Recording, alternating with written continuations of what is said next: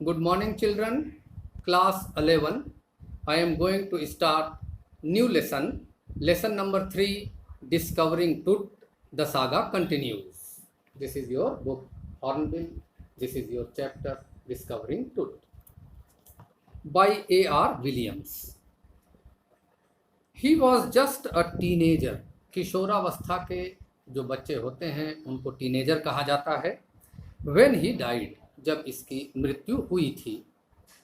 The last air of a powerful family, ये जो है एक बहुत ही शक्तिशाली फैमिली का लास्ट एयर है. एयर कहते हैं उत्तराधिकारी, जैसे अपने पिताजी का उत्तराधिकारी मैं बनूंगा, उसी तरीके से उस फैमिली, पावरफुल फैमिली का ये लास्ट एयर है, उत्तराधिकारी है. That had ruled Egypt and its empire for centuries, इस परिवार का शासन इजिप्ट और इसके साम्राज्य पर था फॉर सेंचुरीज, कई सेंचुरीज तक. He was laid to rest laden with gold, जब इसे दफनाया गया, लेड टू रेस्ट मीन्स दफनाया गया, तो पूरा सोने से सजाया गया था, laden with gold, and eventually forgotten, दफना देने के बाद में लोगों की दिलो दिमाग से, स्मृति से ये आदमी निकल गया, लोग भूल गए उसे. Since the discovery of his tomb in 1922, अब बता रहा है कि इसके टुम्ब को, यानी कब्रिस्तान को जहां इसे दफनाया गया था, मकबरे को 1922 में डिस्कवर किया गया. The modern world has speculated about what happened to him, आज जो है टुट की जो डेथ है, ये स्पेकुलेशन, अंदाज़ा लगाना, स्पेकुलेशन मीन्स अंदाज़ा लगाना, लोग अंदाज़ा लगाते हैं कि आखिर में इसके साथ हुआ क्या था. With murder being the most extreme possibility, कुछ लोग तो इस हद तक सोच बैठते हैं कि इसकी नेचुरल डेथ नहीं हुई है, ये मर्डर का मामला हो सकता है. Now leaving his tomb for the first time in almost 80 years, जब टूम को डिस्कवर किया गया उसके 80 ईयर्स बाद पहली बार वहाँ से इसकी लाश के जो अवशेष हैं, जो बची हुई चीज़ें हैं, उन्हें निकाला जा रहा है. टूट has undergone a CT scan, इसके बाद, निकालने के बाद उसका सीटी स्कैन किया गया.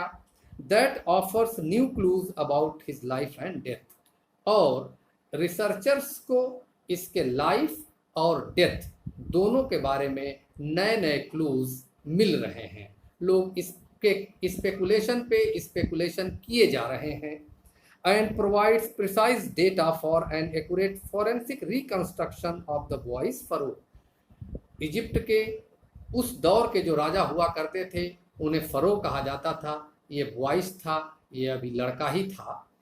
तो रिकंस्ट्रक्ट किया जा रहा है इसकी पूरी बॉडी को सीटी स्कैन के जरिए, ये कैसा दिखता रहा होगा अपने टाइम में. An angry wind stirred up ghostly dust devils as King Tut was taken from his resting place in the ancient Egyptian cemetery known as the Valley of Kings, जहाँ पर किंग और उसकी फैमिली की लोगों को दफनाया जाता था, उस जगह को वैली ऑफ किंग्स कहते हैं. वहाँ से इसकी बॉडी को जब निकाला जा रहा था, उस वक्त जो है बड़ी तूफान चल रहा था.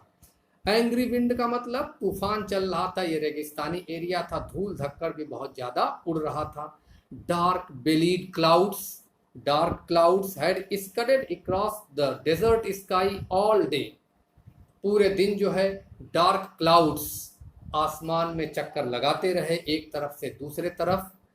वर veiling the stars in cascade grey, और जो स्टार्स निकल आए थे शाम के टाइम में उनको वेल कर रहे थे, यानी बादलों से स्टार ढक जा रहे थे. इट वॉज 6 PM, 6 PM का टाइम था. ऑन 5 जनवरी 2005, ये वाकया है जब उसके लाश के अवशेषों को निकाला गया वहाँ से, उसके टुम्ब से पहली बार सीटी स्कैन करने के लिए. तो ये 5 जनवरी का दिन था, ईयर था 2005. The world's most famous mummy, Egyptian kings जो हैं उनको ममीफाई किया जाता था, दफना दिया जाता था. उससे पहले उनके बदन पर लेप लगाया जाता था, एक कोट लगाया जाता था जिससे कि वो खराब न हो. Glided head first into a सीटी स्कैनर, और उसे लिटा करके सिटी स्कैनर में सबसे पहले उसके सर को अंदर कर रहे हैं इस काम को करने वाले लोग। Brought here to probe the lingering medical mysteries of this little understood young ruler. यह यंग रूलर था, इसकी डेथ के मिस्ट्री को सुलझाने के लिए सिटी स्कैनर स्पेशली उस जगह पे मंगवाया गया था। Who died more than 3,300 years ago। इसकी डेथ 3,300 years ago हुई थी। आप सोच सकते हैं कितना ये पुराना मामला है। अभी भी आज भी लोग इसकी लाइफ और डेथ को एक मिस्ट्री समझते हैं। ऑल आफ्टरनून, पूरे afternoon, the usual line of tourists from around the world had descended into the cramped rock cut tomb some 26 feet underground to pay their respect। जहाँ पर राजाओं को दफनाया जाता है उसको पिरामिड बना देते हैं। पूरे आफ्टरनून पूरी दुनिया से वहाँ पर टूरिस्ट आते रहे और जाते रहे। रॉक कट, पत्थरों को काट करके ये सब टुम्ब बने हुए हैं और वो देखते थे और अपने रेस्पेक्ट को पे करते थे। They gazed at the murals on the wall। Wall पे जो पत्थर है, पत्थर को काट करके बनाया गया है, उस पर चित्रकारी भी की गई थी, उसे मुराल कहते हैं। उसको देख रहे थे tourist. Of the burial chamber, जहाँ दफनाया जाता है इंसान को, वो बेरियल चैम्बर कहलाता है। And peered at Tut's gilded face. सोना चढ़ा हुआ था उसके फेस पर और लोग झांक करके देख रहे थे। गिल्डेड मीन्स सोना चढ़ा हुआ। The most striking feature of his mummy-shaped outer coffin lid। उसका जो कॉफिन था, जो बक्सा होता है उसे कॉफिन कहते हैं। पहला चैम्बर खोला बक्से का तो उसका गिल्डेड फेस दिखाई दिया। ये मोस्ट स्ट्राइकिंग फीचर था, यानी सबसे खास बात थी। Some visitors read from guide books in a whisper।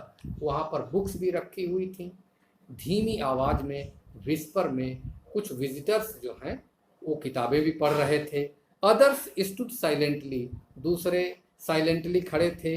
Perhaps pondering Tut's untimely death in his late teens. अपने लेट टीन्स में मरा था।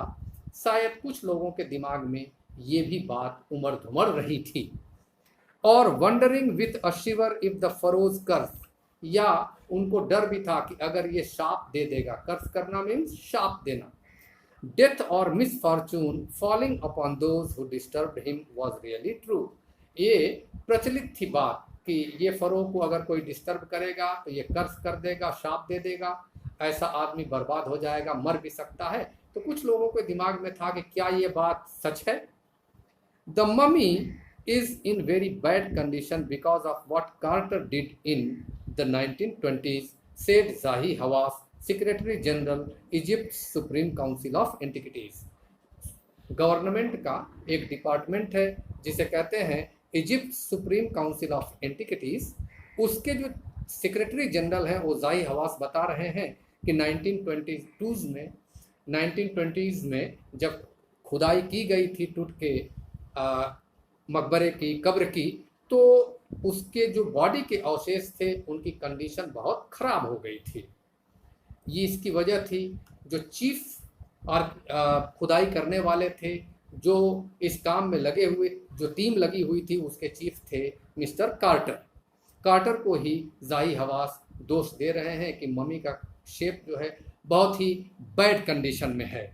Howard Carter that is was the British archaeologist. ये ब्रिटिश आर्कियोलॉजिस्ट हैं who in 1922 discovered Tut's tomb after years of futile searching।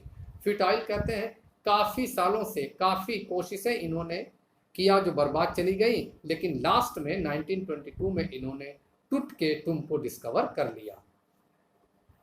It's contents, अब जो चीज़ें मिली वहाँ पर, दो हेस्टली रैंसैक्ड इन एंटिक्विटी वर सरप्राइजिंगली कंप्लीट। सारी चीज़ें जो दफनाने के टाइम उसके साथ उसके बक्से में डाली गई थी वो सब कंप्लीट थी, पूरी मिली। They remain the richest royal collection.